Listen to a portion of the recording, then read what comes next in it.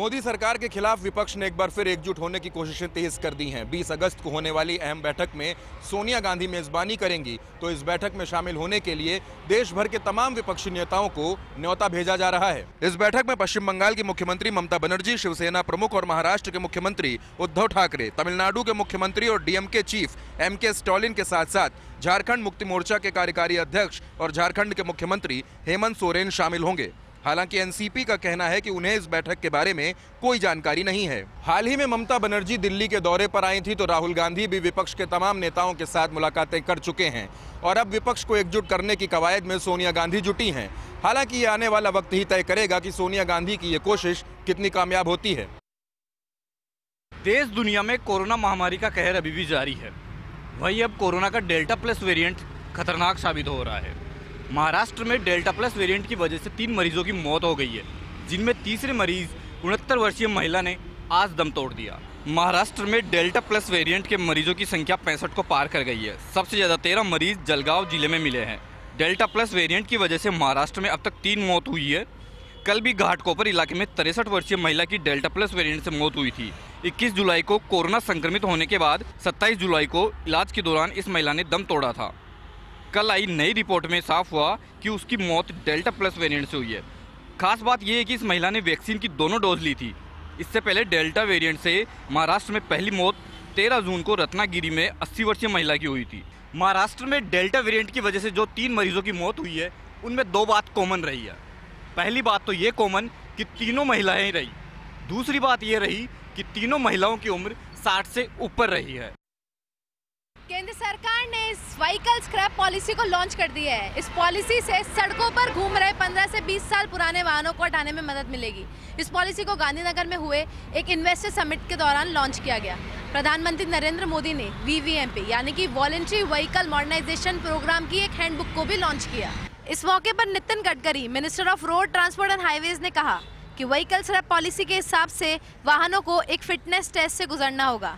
इसके लिए देश भर में लोक निजी भागीदारी यानी कि पब्लिक प्राइवेट पार्टनरशिप मोड में 400 से 500 व्हीकल फिटनेस सेंटर बनेंगे। वहीं 60 से 70 रजिस्टर्ड स्क्रैपिंग सेंटर्स होंगे। गडकरी ने कहा कि सरकार की कोशिश है कि फिटनेस टेस्ट के लिए व्हीकल को 150 से 200 किलोमीटर से ज़्यादा दूर नहीं चलाना पड़े। ये फिटनेस सेंटर पूरी तरह से ऑटोमेटेड होगा। नितिन गडकरी ने यह भी कहा कि स्क्रैपिंग पॉलिसी नए वाहनों को 40% तक सस्ता बनाएगी, क्योंकि पुरानी गाड़ियों से निकलने वाले कबाड़ से 99% मेटल को रिकवर किया जा सकता है। इससे वाहनों की लागत कम होगी।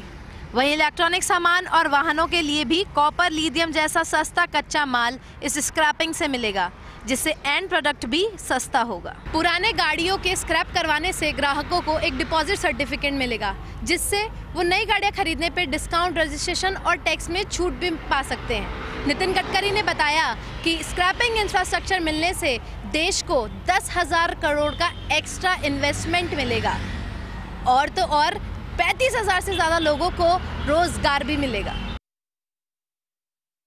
अब हवाई यात्रा करने वाले लोगों को ज़्यादा किराया चुकाना पड़ सकता है, क्योंकि सिविल एविएशन मिनिस्ट्री ने मिनिमम और मैक्सिमम किराए की सीमा को बढ़ा दिया है, जिससे मिनिमम 10% किराए में बढ़ोतरी की जा सकती है, तो वहीं मैक्सिमम 13% किराए में बढ़ोतरी की जा सकती है। दरअसल पिछले साल देश भर में लॉकडाउन के बाद मई में सरकार ने हवाई किराए की एक सीमा तय कर दी थी। ऐसा इसलिए किया गया क्योंकि तब कम संख्या में फ्लाइट चल रही थी, इससे कंपनियां टिकट के लिए ज़्यादा पैसा वसूल रही थी। अब जब लॉकडाउन में ढील दे दी गई है और हवाई यात्रियों की संख्या भी बढ़ रही है, तो ऐसे में सरकार ने सीमा को बढ़ा दिया है। सरकार ने मिनिमम किराए में 9.83% की बढ़ोतरी करने का फैसला लिया है।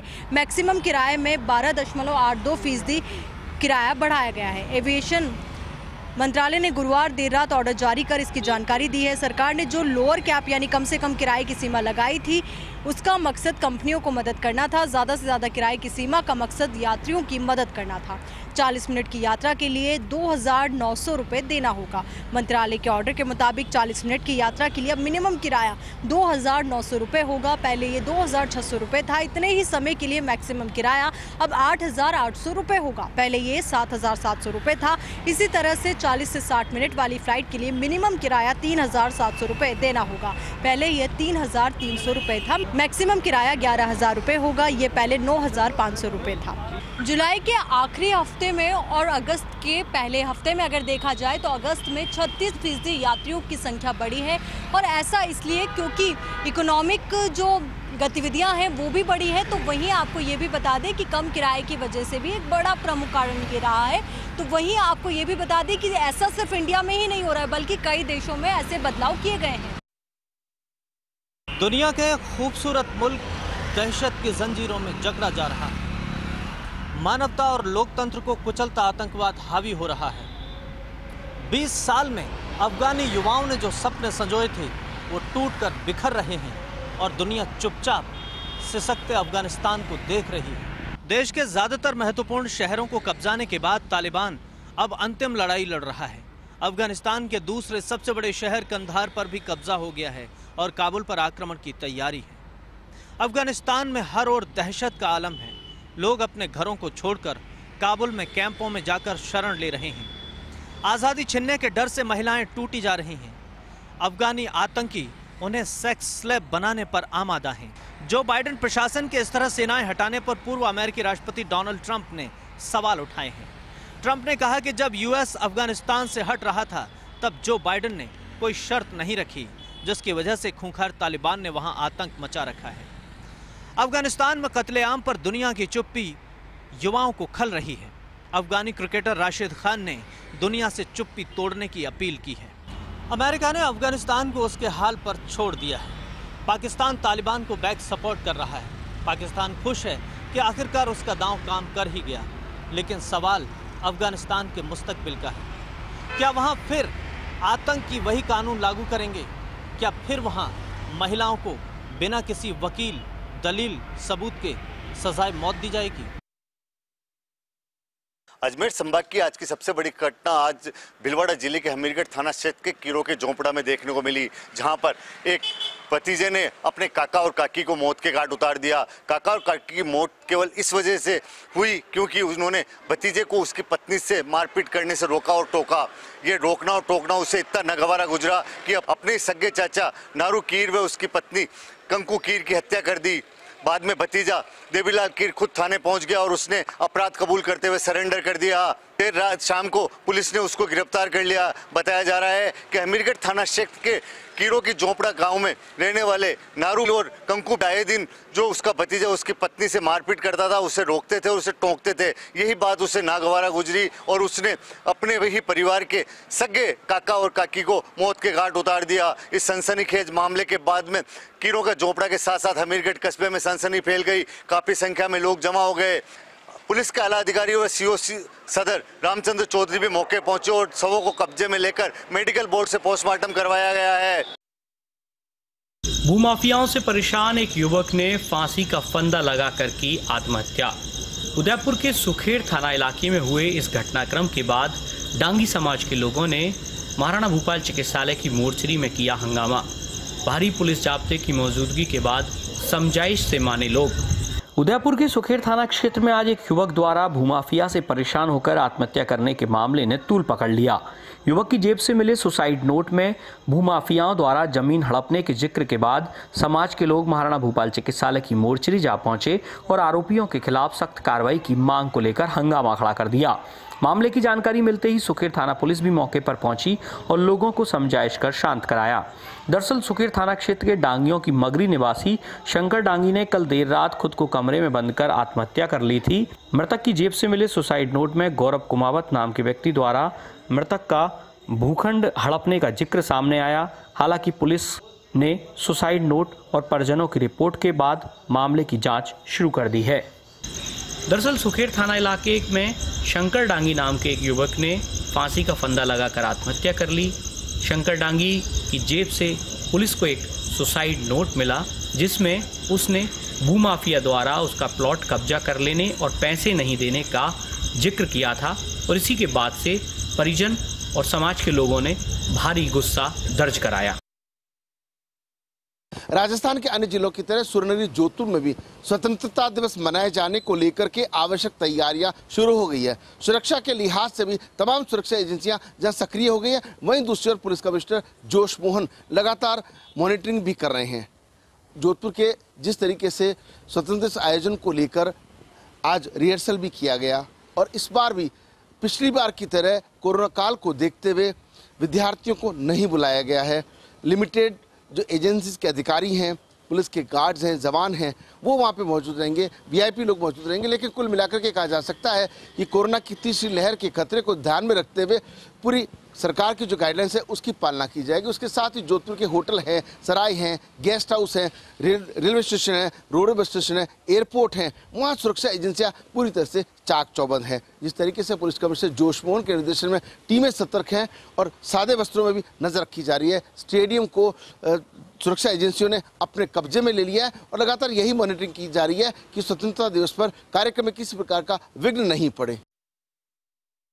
भरतपुर में पंचायत चुनाव की सरगर्मियां तेज हो गई हैं। कांग्रेस पार्टी में विदेश मंत्री रहे नटवर सिंह के पुत्र जगत सिंह ने जिला परिषद वार्ड नंबर 20 से दावेदारी पेश की है। जगत सिंह 2 बार विधायक भी रह चुके हैं। सिंह काफी लंबे समय से राजनीति में सक्रिय नहीं थे। 2 साल बाद अचानक जिला परिषद पंचायत चुनाव में जिला प्रमुख की दावेदारी जताने वाले जगत सिंह एक बार फिर चर्चाओं में आ गए हैं। जगत सिंह के चुनावी मैदान में आ जाने से भरतपुर की राजनीति में नया मोड़ आ गया है।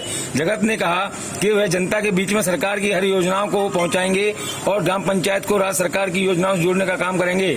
नामांकन दाखिल करने के दौरान गेट पर भारी मात्रा में जगत सिंह के समर्थक साथ में मौजूद रहे और भाजपा और नरेंद्र मोदी के जयकारों के साथ कलेक्ट्रेट परिसर में नामांकन दाखिल करने पहुंचे, जहां जगत सिंह ने चुनाव अधिकारी को अपना नामांकन दिया और प्रक्रिया पूर्ण कर जगत सिंह अपने समर्थकों के साथ वापस लौटे।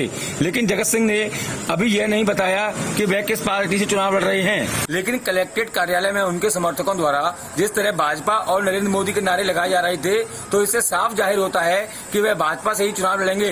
पहले भी जगत सिंह भाजपा से विधायक रह चुके हैं, लेकिन उनके पिता नटवर सिंह लंबे समय से कांग्रेस में जुड़े हुए थे और वे कांग्रेस सरकार में कैबिनेट मंत्री भी रहे थे। लेकिन बाद में नटवर सिंह के बेटे जगत सिंह भाजपा में शामिल हो गए थे। बीकानेर कलेक्टर नमित मेहता का दिन आज जन समस्याओं के निस्तारण के नाम रहा। दरअसल सुबह जिला सतर्कता समिति की बैठक हुई, जिसमें 15 प्रकरणों पर चर्चा हुई। इनमें से 9 प्रकरणों का निस्तारण कर दिया गया। तो वहीं शाम ढले नोखा दौरे पर जिला कलेक्टर पहुंचे और यहां 2 अलग अलग ग्राम पंचायतों में ग्रामीणों की जन समस्याएं सुनी। जिला कलेक्टर ने कहा कि सरकार की मंशा है कि लोगों की समस्याओं पर तुरंत समाधान ढूंढा जाए।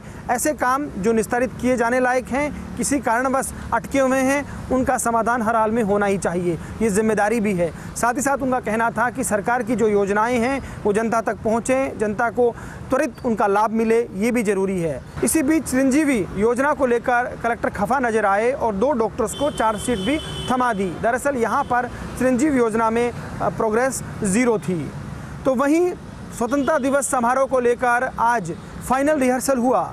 खास बात यह रही कि बीएसएफ के जाबाजों ने यहाँ पर रिहर्सल किया। दरअसल इस बार बीकानेर के स्वतंत्रता दिवस समारोह पर बीएसएफ भी अपनी प्रस्तुति देगी। इसके लिए खास तौर पर दिल्ली से बीएसएफ बाइकर्स का एक समूह आया हुआ है, जिसमें जो पुरुष हैं वो जाबाज ग्रुप के नाम से परफॉर्मेंस देंगे, तो वहीं महिलाएं भी अपना कर्तव्य दिखाएंगी। बाइक्स पर एक तरह से ये संदेश देंगी कि टीम वर्क के जरिए कैसे आप परफॉर्म कर सकते हैं। साथ ही साथ स्पोर्ट्समैन स्पिरिट को बढ़ावा देने पर फोकस रहेगा। महिला ग्रुप जो प्रस्तुति देगा उसे जय भवानी नाम दिया गया है। बीएसएफ के डीआईजी पुष्पेंद्र सिंह राठौड़ ने कहा कि निश्चित तौर पर बीकानेर वासियों के लिए एक अद्भुत क्षण होगा कि जो ट्रूप राजपथ पर अपनी प्रस्तुतियां देता रहा है वो बीकानेर की जनता के बीच स्वतंत्रता दिवस समारोह पर अपनी परफॉर्मेंस देगा।